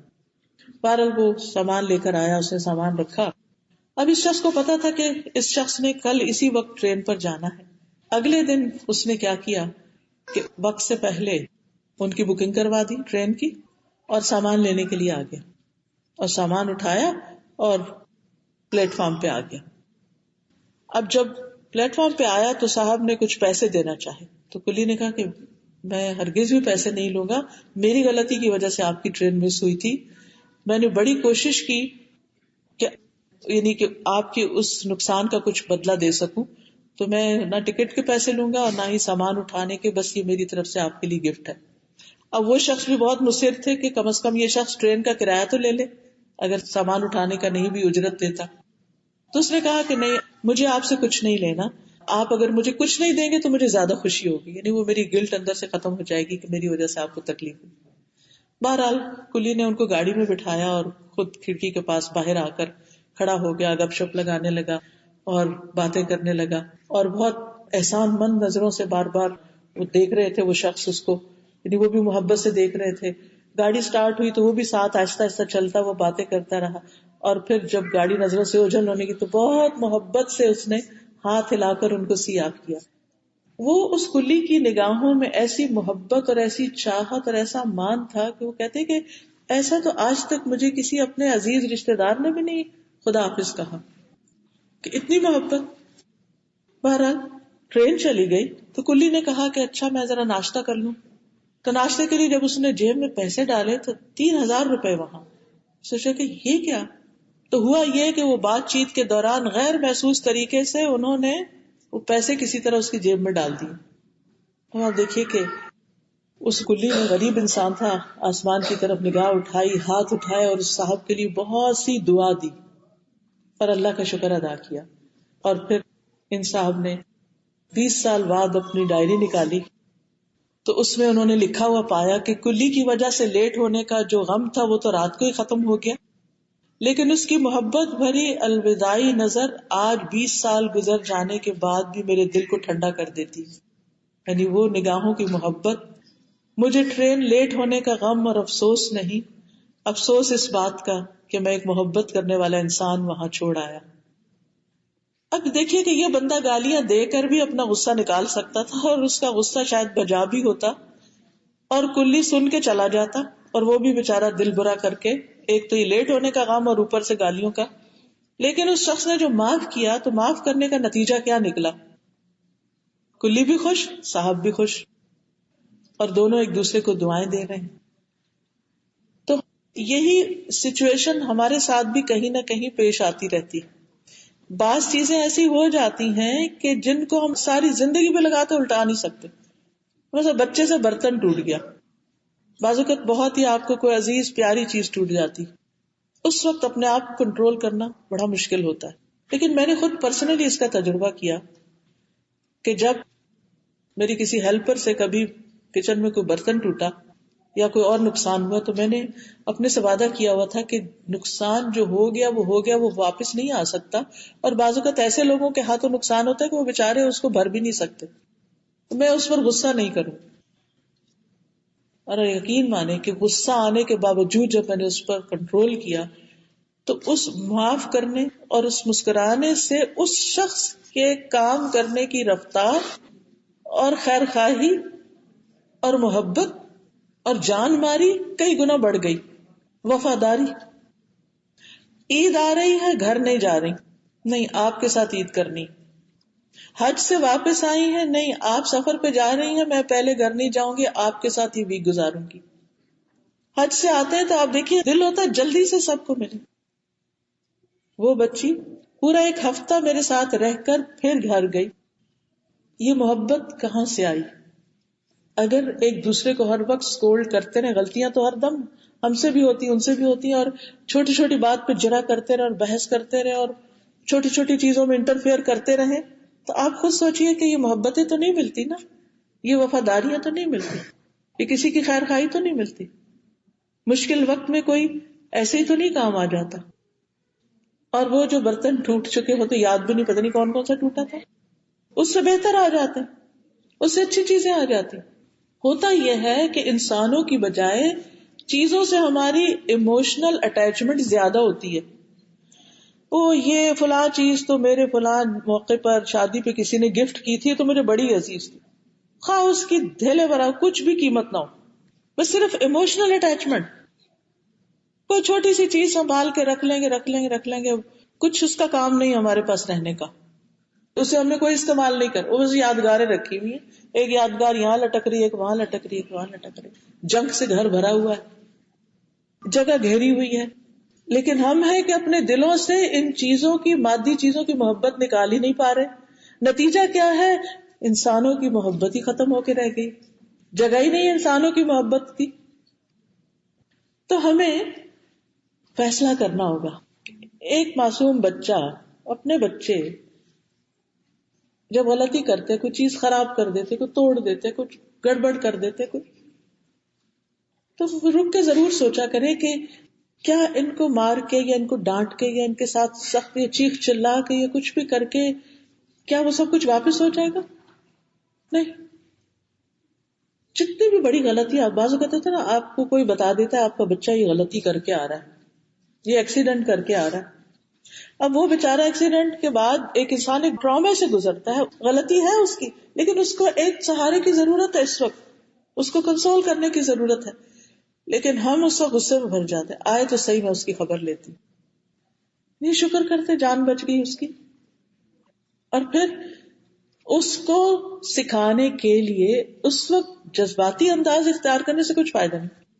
آپ پہلے خود ٹھنڈے ہو جائیے، اپنا غم بلائیے، اپنا غصہ کم کیجیے، اور اس کے بعد آپ سوال کیجیے کیا ہوا تھا.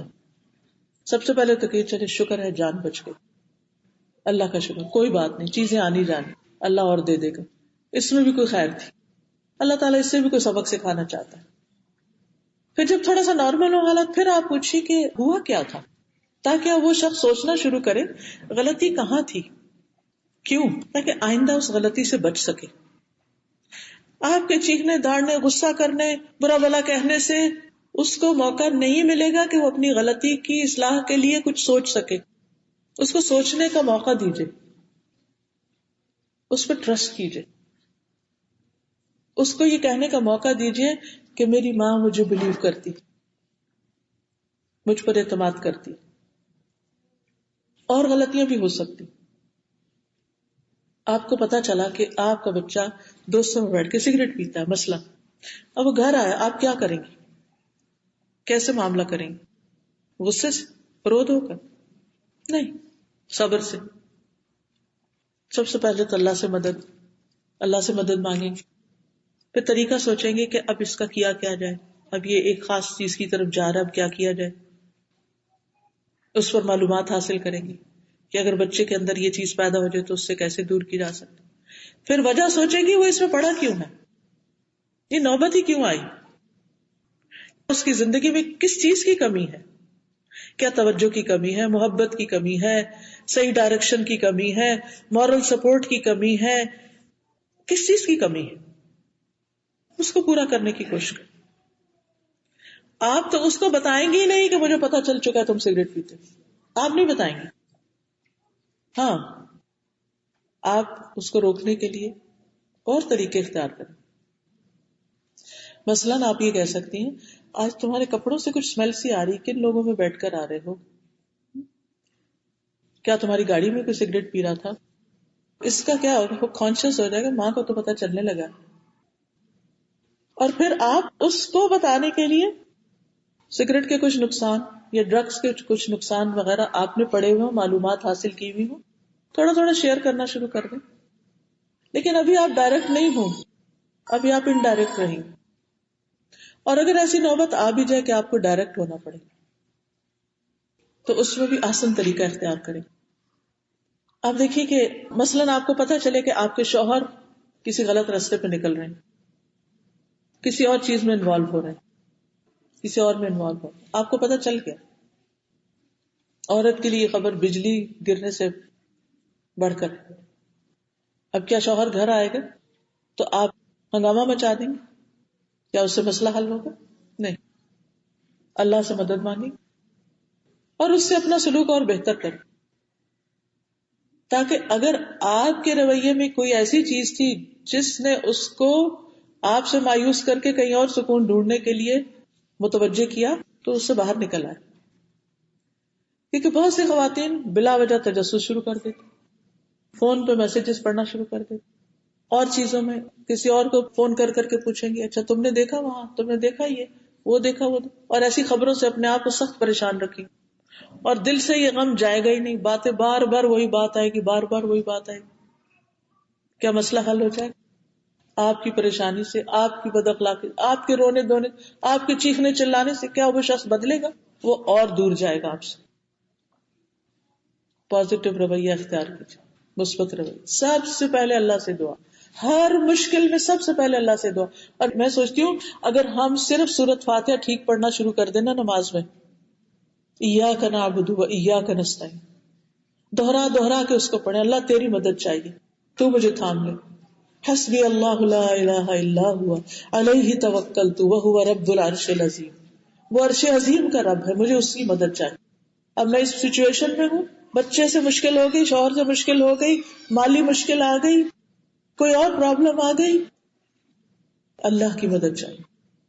حوصلے سے کام لیجیے، حوصلے سے، صبر سے، بہادر بنیے کہ اب یہ تو چیز ہو گئی، اب اس کا علاج کیا ہے، اب اس کا علاج کرنا ہے. ایسی صورت میں اللہ کی مدد سے آپ جلد اس مشکل سے نکل آئیں. اور اگر مشکل وہاں رہی بھی نا، کہ اللہ کا فیصلہ یہ کہ ابھی وہ مشکل آپ کی زندگی میں رہے، آپ کے اندر کا جو حوصلہ اور آپ کے اندر کی جو دنیا کی، یعنی آپ کے اندر کی جو فضا ہے، اگر وہ خوشگوار ہو گئی تو دنیا میں تو بے شمار مسائل ہیں. وہ ہمیں اس لیے مسئلہ نہیں لگتا کہ وہ ہمارا مسئلہ نہیں. آپ دیکھیں سیریا میں مسائل کم ہیں. اس دفعہ حج پہ جانا ہوا تو مینا کے دن آپ سب کو معلوم ہے کہ بہت چھوٹے سے جگہ پر انسان میٹرس بھی بس لٹرلی اتنا سا ہوتا ہے جس میں انسان ایک سائڈ پر یا دوسری سائڈ پر رہ سکتا، پراپر طریقے سے لیٹ بھی نہیں سکتا. ساتھ لوگوں کے بیڈ جڑے ہوئے ہوتے ہیں، بالکل اجنبی لوگوں کے ساتھ لیٹنا. بازو کا کسی کو کھانسی ہے، کوئی خراٹے لے رہا ہے، کوئی کچھ کر رہا ہے، کوئی بے وقت اٹھ کے روشنی جلا دے، یعنی ایسی چیزیں ہوتی ہیں کہ جس میں مسلسل نفس کا امتحان ہی امتحان ہے. سب صبر صبر صبر، کیونکہ حج میں لا فسوق ولا جدال فی الحج، وہ تو کرنا ہی نہیں.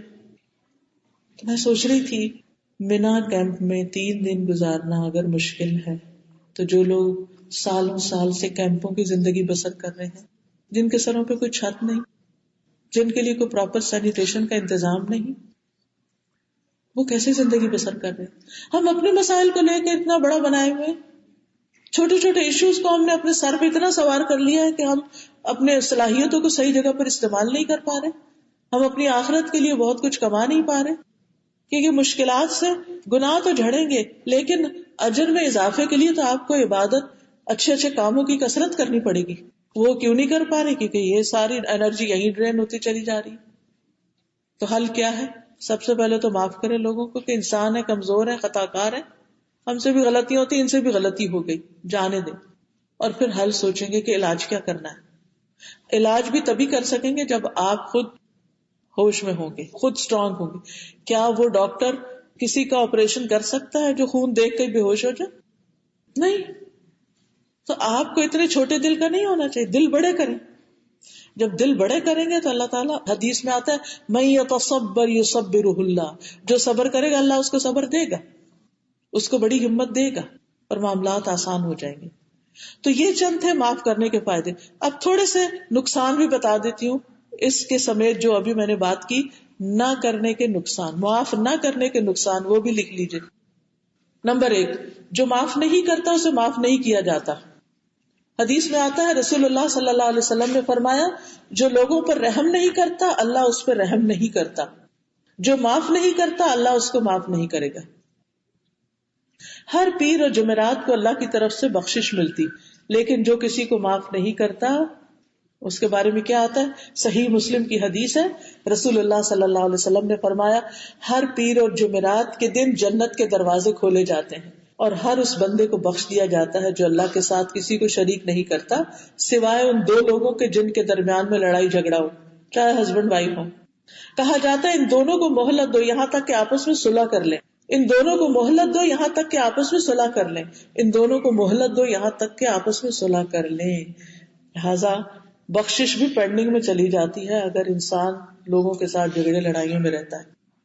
آپ معاف کر دیں، وہ کرتا ہے یا نہیں اس کا معاملہ اللہ کے ساتھ ہے، وہ جانے. لیکن ہمیں کیا کرنا ہے؟ ہم معاف کر کے اپنا معاملہ درست کریں تاکہ ہمیں تو بخشا جائے، ہم تو بخشے جائیں.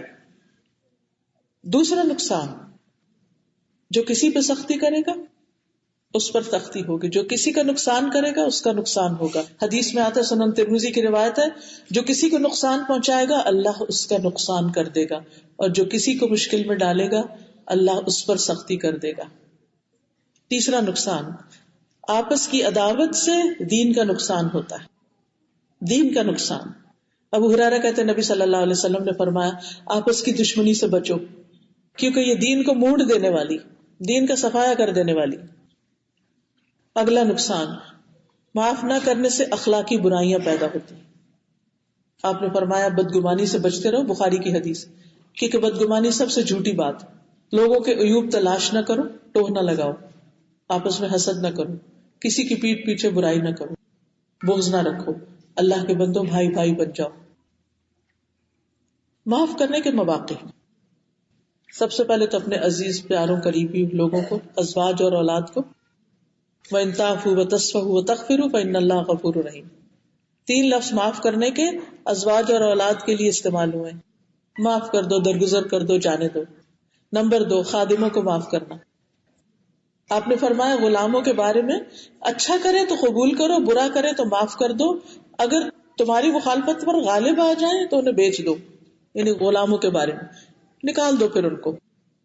ایک آدمی آپ کے پاس آیا، کہنے لگا اللہ کے رسول صلی اللہ علیہ وسلم کب تک ہم اپنے خادموں کو معاف کریں؟ آپ خاموش رہے. اس نے پھر وہی بات کہی، پھر تیسری بار جب کہا تو آپ نے فرمایا ہر روز 70 بار. تو اگر خادموں کو 70 بار معاف کرنا تو اپنے بچوں کو کتنی دفعہ معاف کرنا ہوگا؟ پھر چھوٹی غلطیوں پر بھی اور بڑی غلطیوں پر بھی. حضرت انس کہتے ہیں میں نے 10 سال نبی صلی اللہ علیہ وسلم کی خدمت کی. اس دوران آپ نے جب مجھے کسی کام کا حکم دیا اور مجھ سے اس میں تاخیر ہو گئی یا میں کام نہیں کر سکا تو آپ نے کبھی مجھے ملامت نہیں کی، آپ نے کبھی ملامت نہیں کی. پھر اسی طرح دین کے راستے میں پہنچنے والی تکلیف پر بھی صبر کرنا. بعض اوقات ہمارے اندر کوئی اچھی بات سنتے ہیں، بڑا جذبہ آ جاتا ہے ہم بھی دین کی خدمت کریں، لیکن عموماً کیا ہوتا ہے لوگ کسی مسجد میں اکٹھے ہوتے ہیں دین کی خدمت کے لیے، کسی ادارے میں اکٹھے ہوتے ہیں، اور پھر کمیٹیوں کا حال کیا ہوتا ہے، بورڈ کا آپس میں رویہ کیا ہوتا ہے، مل کے کام کرنے والوں کے آپس کے تعلقات کیسے ہوتے ہیں. تو دین کی تو جڑ مونڈی جاتی ہے، وہ سب ختم ہو جاتا ہے. اس لیے دین کے ساتھیوں کو معاف کرتے رہیں. کچھ زیادتی کر بھی جائے، دوسرے ادھر ادھر ہو کے دوبارہ آپ ہیں تو آپ سلام میں پہل کرتے ہیں، بات ختم. نبی صلی اللہ علیہ وسلم اور صحابہ مشرکین اور اہل کتاب سے درگزر کیا کرتے تھے جیسے اللہ نے حکم دیا کہ ان کی اذیتوں پر صبر کیا جائے. پھر اسی طرح ایک مرتبہ آپ صلی اللہ علیہ وسلم کئی تشریف لے جا رہے تھے تو عبداللہ بن ابی نے بہت عجیب و غریب باتیں کی تو آپ کا دل دکھا ان پر. تو حضرت سعد نے کہا اللہ کے رسول اسے معاف کر دیجئے، تو آپ نے اسے معاف کر دیا، اپنے دل سے اس کی بات نکال دی. پھر معاف کرنے کا موقع ہے کسی کے الزام لگانے پر، جب کوئی الزام لگایا آپ پر، اس کو بھی معاف کر دیجیے. میں جب حج پہ جاتی ہوں تو میں ایک دعا کرتی ہوں، یا اللہ جس کسی نے میرے ساتھ کوئی بھی احسان کیا ہے آج تک، ان سب کو اس کی بہترین جزا دے، اور جس کسی نے میرے ساتھ کوئی بھی زیادتی کی ہے آج تک، اللہ ان سب کو معاف کر دے تاکہ تو مجھے معاف کر دے. اتنا دل ہلکا ہو جاتا، ایسا سکون آتا.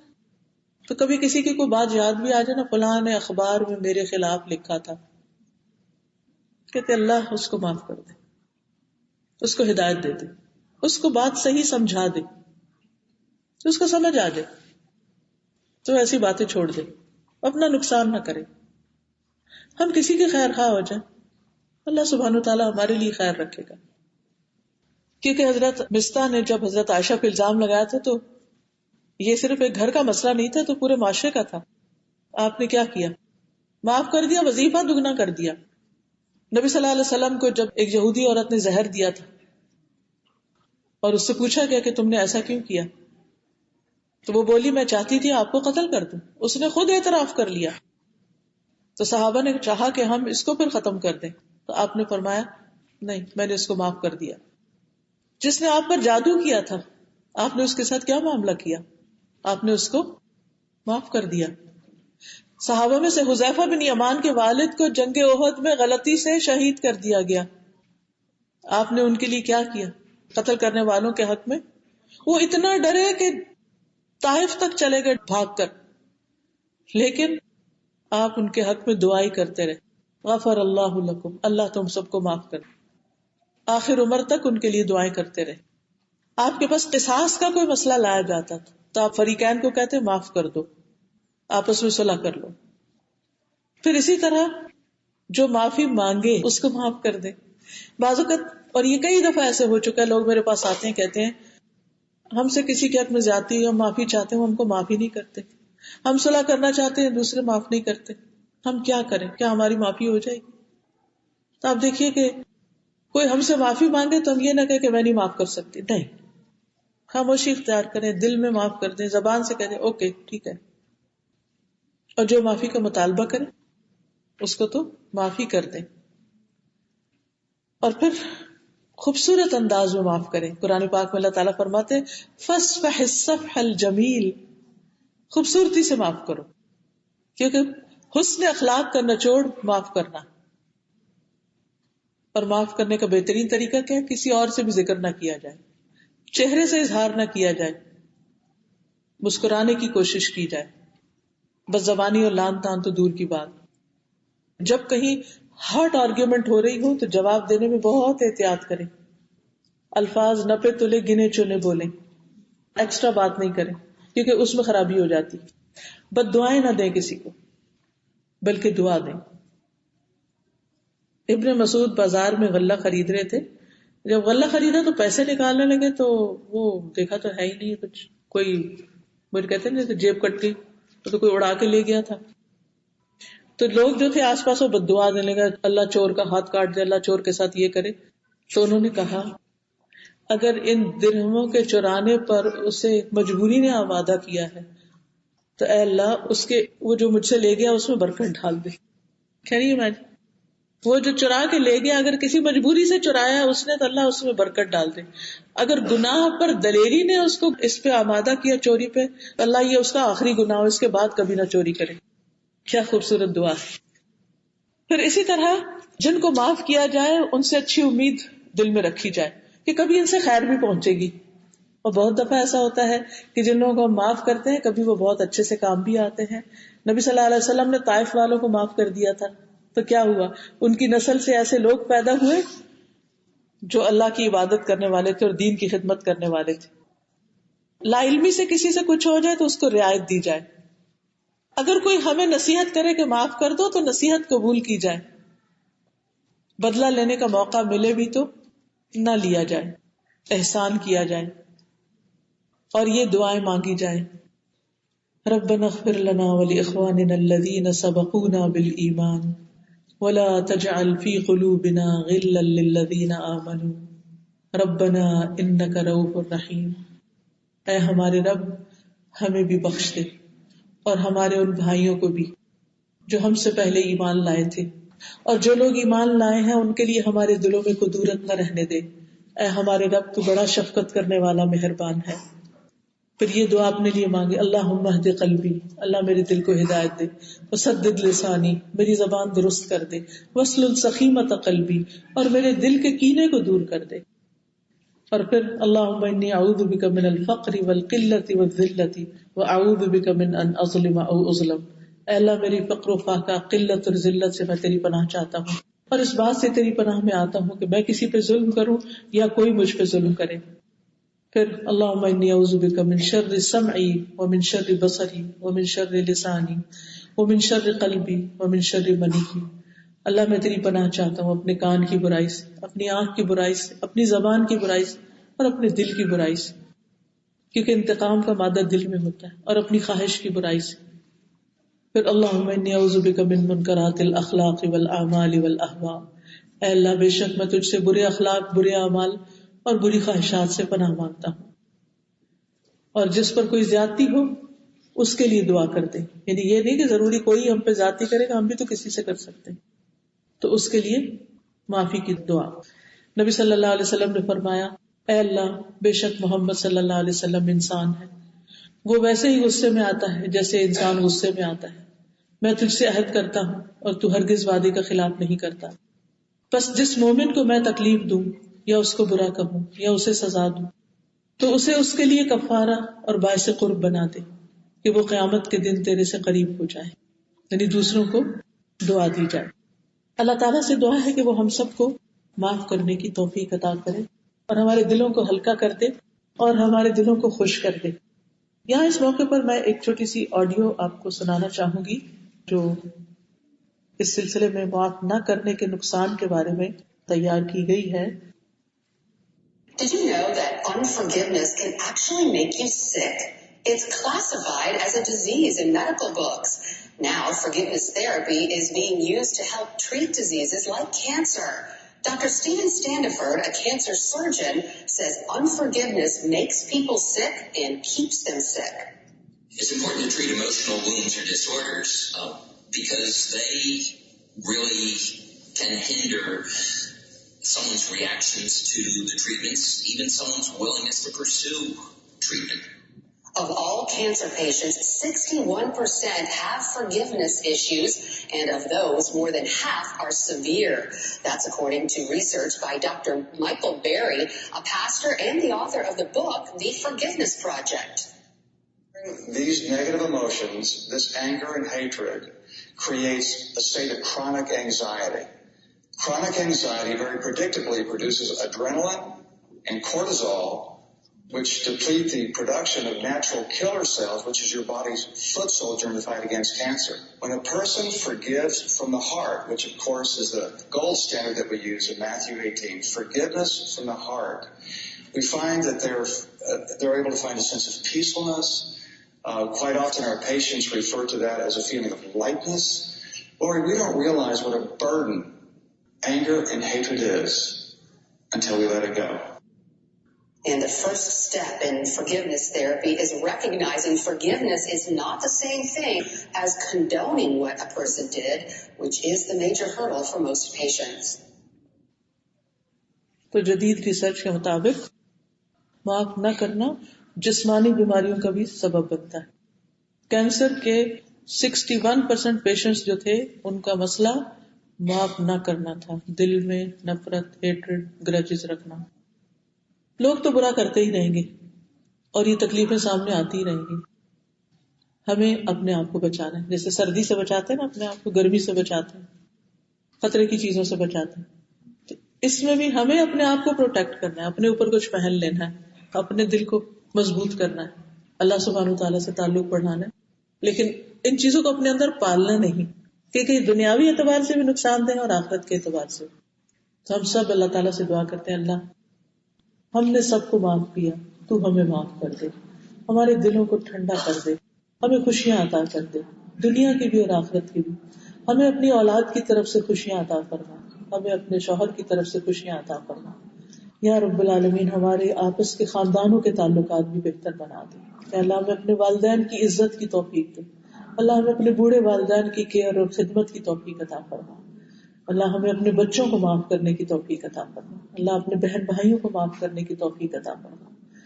یا رب العالمین، جو مالی مشکلات کا شکار ہیں ان کی پریشانی دور فرما. جو قرضوں کے بوجھ تلے دبے ہوئے غم کا شکار ہیں اللہ ان کا غم اور پریشانی بھی دور فرما. یا رب العالمین، جتنے بھی لوگ اس مجلس میں آئے ہیں سب کا آنا قبول فرما، سب کی کوششیں اور محنت قبول فرما. ربنا تقبل منا انك انت السميع العليم وتب علينا انك انت التواب الرحيم.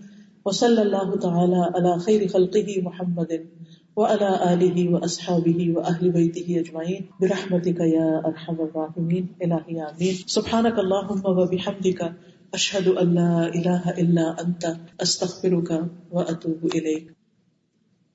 اللهم صل على محمد وعلى آل محمد كما صليت على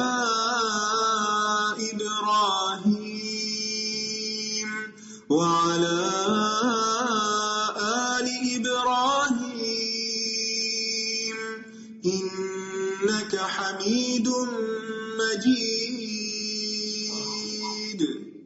اللهم بارك على محمد وعلى آل محمد كما باركت على